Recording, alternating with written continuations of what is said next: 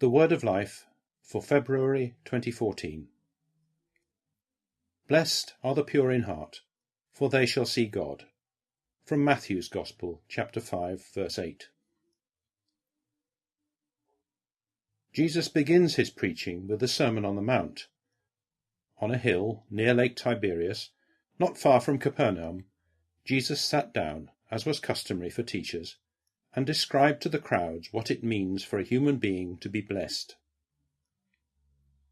The word for beatitude, blessed, has been heard throughout the Old Testament. It spoke of the exaltation of the one who, in the widest variety of ways, fulfilled the word of the Lord. The Beatitudes of Jesus were partly an echo of the ones the disciples already knew, but for the first time they heard that not only were the pure in heart worthy of going up the hill of the Lord, as the psalmist sang, but they could even see God.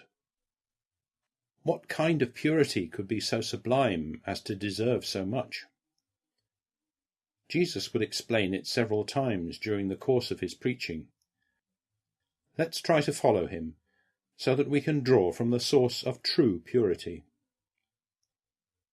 Blessed are the pure in heart, for they shall see God. First of all, Jesus points out the very best way to be purified. You have already been cleansed by the word that I have spoken to you. His word, more than the practice of religious rites, is what purifies our inner self.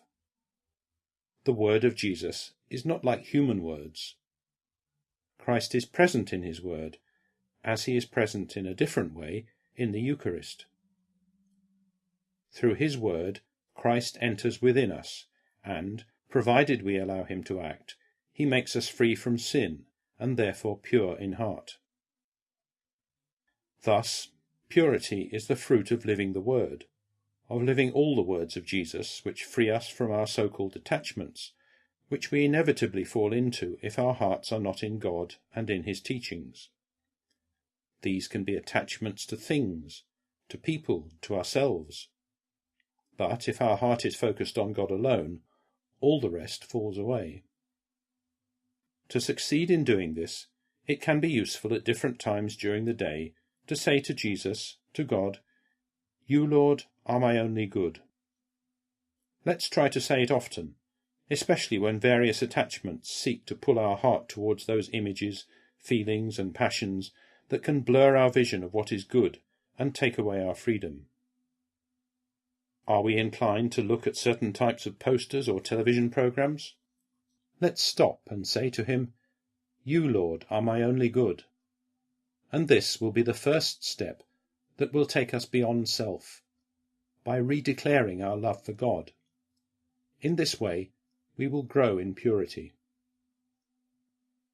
Do we realize sometimes that someone or something we do has got in the way, like an obstacle, between us and God, spoiling our relationship with him? That is the moment to say to him, "You, Lord, are my only good." It will help us purify our intentions and regain inner freedom. Blessed are the pure in heart, for they shall see God. Living the word makes us free and pure, because the word is love. It is love, with its divine fire, that purifies our intentions and the whole of our inner self, because our heart, according to the Bible, is the deepest seat of our intelligence and our will. But there is a type of love that Jesus commands us to practice, and that enables us to live this beatitude.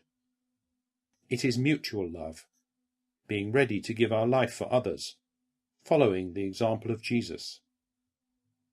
This love creates a current, an exchange, an atmosphere characterized above all by transparency and purity, because of the presence of God, who alone can create a pure heart in us. It is by living mutual love that the word acts with its purifying and sanctifying effects. As isolated individuals, we are incapable of resisting the world's temptations for long, but in mutual love there is a healthy environment that can protect purity and all other aspects of a true Christian life. Blessed are the pure in heart, for they shall see God. So then, the fruit of this constantly reacquired purity is that we can see God, which means we can understand his work in our lives and in history, hear his voice in our hearts, and recognize him where he is, in the poor, in the Eucharist, in his word, in our communion with others, in the church. It's a foretaste of the presence of God which already begins in this life, as we walk by faith, not by sight, until the time when we will see face to face forever. This commentary on a sentence from Scripture suggests ways of putting the gospel into practice in our daily lives. It was written by Chiara Lubich and was first published in full as The Word of Life for November 1999.